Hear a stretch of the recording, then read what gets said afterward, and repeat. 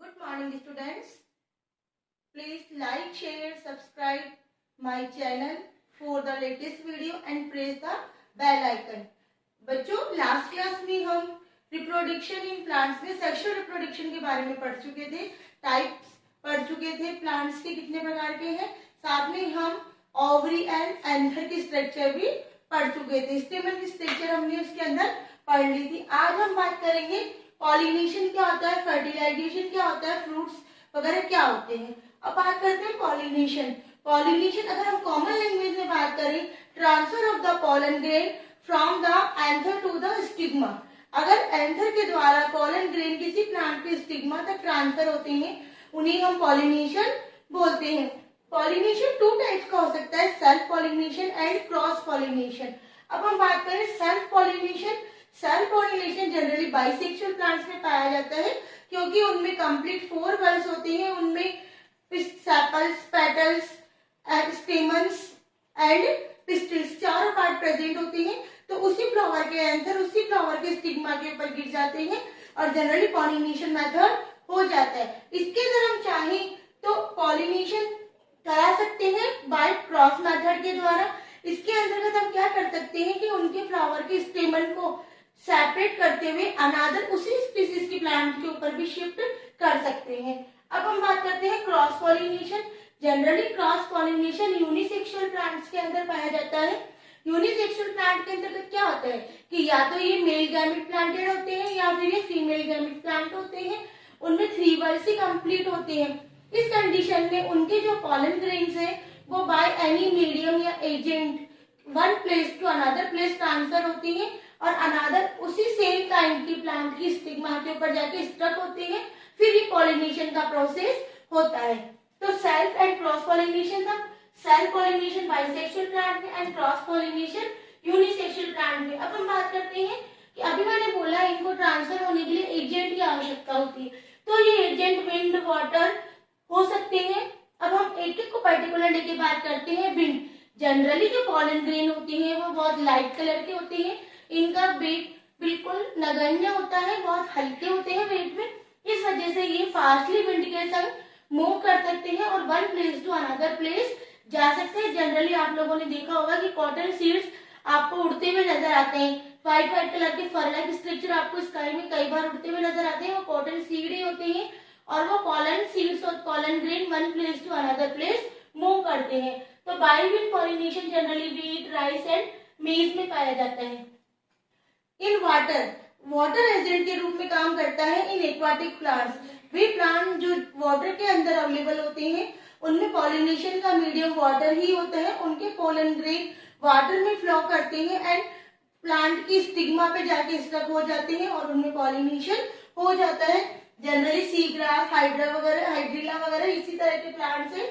Insects, insect के अंदर mainly बीज, बटरफ्लाइज मेन रोल प्ले करती है प्लांट को पॉलिनेशन कराने में। बीज और ये बटरफ्लाइज क्या करती है, जो प्लांट है उसके ऊपर आके बैठती है, क्योंकि उसका पेटल बहुत कलरफुल, अट्रैक्टिव, सेंटेड होता है, उस वजह से वो नेक्टर लेने के लिए आती है। नेक्टर वो सक करती है, जब वो उसके ऊपर बैठती है तो उसके विंग्स के अंदर और उनकी लेग्स के अंदर पॉलन ग्रेन स्टक हो जाती है और वो वहां से जब वो फ्लाई करती है अनदर प्लांट के ऊपर नेक्टर के लिए बैठती है, तो उसकी जो पॉलन ग्रेन है उसके ऊपर स्टिग्मा के ऊपर ट्रांसफर हो जाते हैं। तो जनरली इस तरह का ट्रांसफॉर्मेशन ऑर्चिड और स्वीट पीस के अंतर्गत पाया जाता है।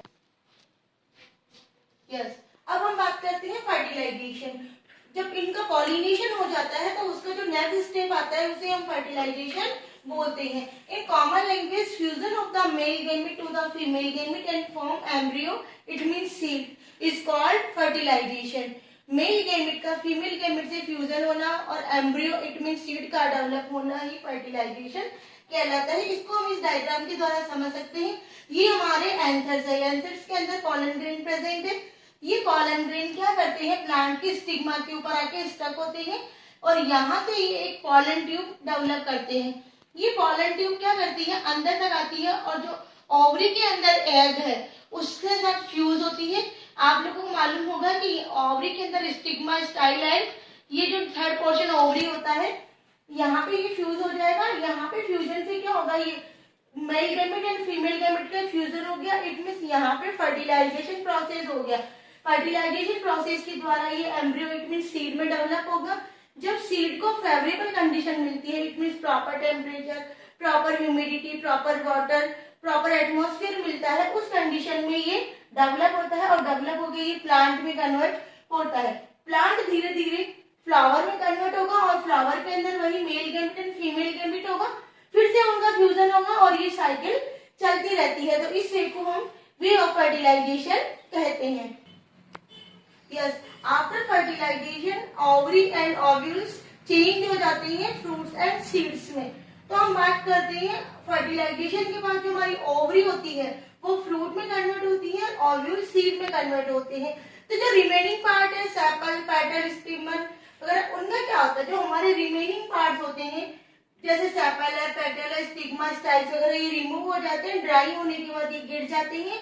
हमारी ओवरी मेच्योर होती है, राइपन होने के बाद फ्रूट में कन्वर्ट हो जाती है। इस कंडीशन में क्या होता है, एम्ब्रियो बनता है और एम्ब्रियो को डेवलप होने के लिए रेडिकल, प्यूमेले एंड कैटिलिडोन एम्ब्रियो के 3 पार्ट होते हैं। इट मीन जब एक सीड जर्मिनेट होता है तो वो 3 पार्ट्स के अंदर जर्मिनेट होता है, रेडिकल्स, फिर उसमें प्यूमेला निकलते हैं, साथ में उसमें कैटिलिडोन आता है, इट मीन उसका आउटर कवर बनता है। ओवरी जब मेच्योर होती है तो मेच्योर होने के बाद वो फ्लैशी बनती है, फ्रूट्स में कन्वर्ट होती है, जैसे टोमेटोज वगैरह देख ले या मैंगोज वगैरह देख ले। तो ये क्या है, एक्चुअल में हम जो फ्रूट ईट करते हैं वो हमारे बायोलॉजिकल राइपन ओवरी होती है। जो हमारा फ्लावर है जब उसकी ओवरी पक जाती है तो वो फ्रूट में कन्वर्ट हो जाती है। अब हमारा जो फ्रूट कन्वर्ट हो चुका है, इट मीन हमारा सीड डेवलपमेंट की कंडीशन में है। तो जब जिस प्रोसेस के द्वारा सीड जर्मिनेट होता है, the process by which embryo in the seeds grow into a new plant is called germination। Embryo का सीड के अंदर कन्वर्ट होना और न्यू प्लांट डेवलप करना ही हम उसे क्या बोलते हैं, जर्मिनेशन बोलते हैं। जर्मिनेशन के लिए सीड को डिस्पर्सल होना जरूरी है, इट मीन सीड्स का one place to another place transfer होना जरूरी है, इसे हम डिस्पर्सल ऑफ सीड बोलते हैं। When that seeds transfer one place to another place by any medium is called dispersal of seeds.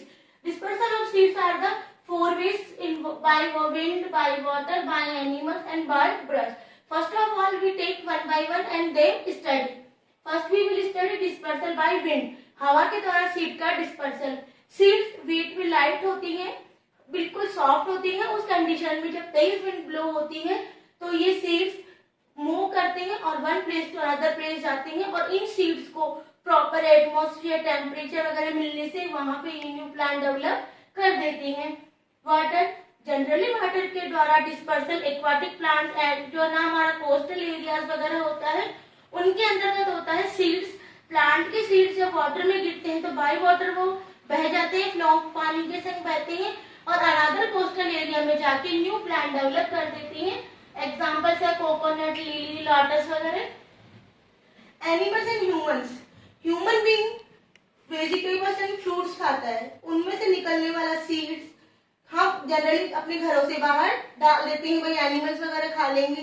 तो अगर उनको एनिमल खाता है तो उस कंडीशन में क्या होता है, वो इसको खाने के बाद वो डाइजेस्ट होगा और डाइजेस्ट होने के बाद जब वो वेस्ट प्रोडक्ट है जैसे काउ डंग, बफेलो डंग निकालेगा तो उनमें कुछ पार्ट रिमेनिंग इनका सीड का होता है। तो जिस प्लेस पे वो डंग गिरेगा वहां पे न्यू प्लांट डेवलप होना शुरू हो जाता है। अगर वो इनको ईट नहीं करते, एनिमल अगर एक जगह बैठ गए, उनके आसपास अगर सीड्स है तो उनकी बॉडी के ऊपर हेयर लाइक स्ट्रक्चर होने से वो सीड उसमें स्टक हो जाती है और जब animal one place to another place move करता है तो वो सीड उस जगह गिर जाते हैं और जब उन्हें प्रॉपर टेम्परेचर, एटमॉस्फेयर, ह्यूमिड वगैरह मिलता है तो वो न्यू प्लांट में डेवलप होने शुरू हो जाते हैं। इसी तरह ह्यूमन बींग्स भी न्यू प्लांट को लाके one place to another place move करते हैं। जैसे हम लोग ये जो टीज वगैरह है इनके प्लांट आसाम में ग्रो है तो इनको हम वहां कहीं अदर जैसे थाईलैंड वगैरह से लाके ग्रोस किए गए हैं। Explosive dispersal of burst, burst means होता है फटना, एक टीच साउंड के साथ एक्सप्लोज होना।